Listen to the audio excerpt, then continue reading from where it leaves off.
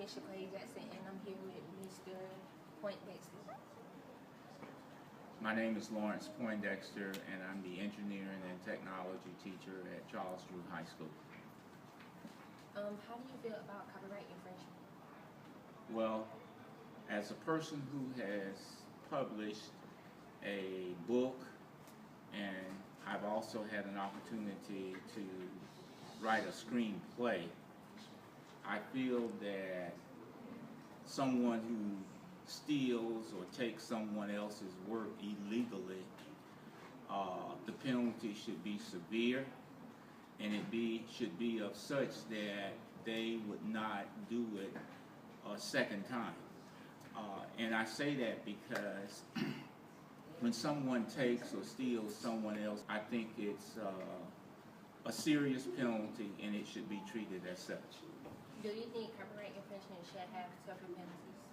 Yes, absolutely. And the reason being is because if the penalties are not stiff and if they're not tough, people are going to continue to repeat the same cycle and the same process. An example, most people understand that the difference between a felony and a misdemeanor. I think that copyright infringements should be a very stiff penalty that carries with it jail time, fine, and possibly imprisonment.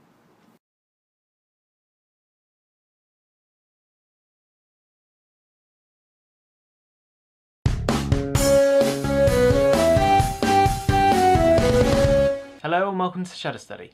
Today we're going to be looking at copyright and how it works from the side of the photographer. Every day someone's getting their image stolen or used without their permission or knowledge. So let's understand how copyright works exactly to lessen this extent. Please keep in mind that this is not legal advice, but rather to increase your knowledge of what copyright is exactly. As we covered in the last video, the rights of a photographic image belong to the person who took the picture, regardless of who owned the camera. Copyright is the exclusive right to make copies, license, or otherwise exploit literary, musical, or artistic works, whether it's through means of printing, audio, or video, to name a few. Works granted such right by law on or after the 1st of January 1978 are protected throughout the creator's life and even up to 50 years after his death.